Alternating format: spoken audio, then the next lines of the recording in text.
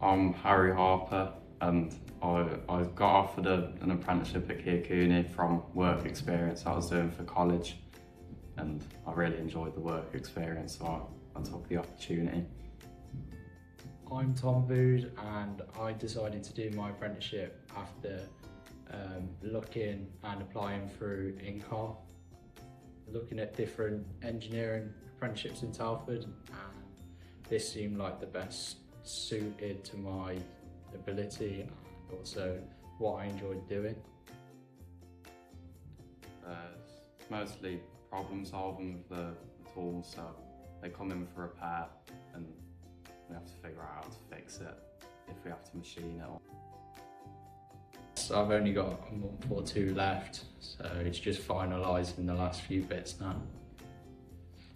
I've enjoyed the variation in my work, where some days it's machining and some days it's problem solving, and it's also nice to work in a team with other people.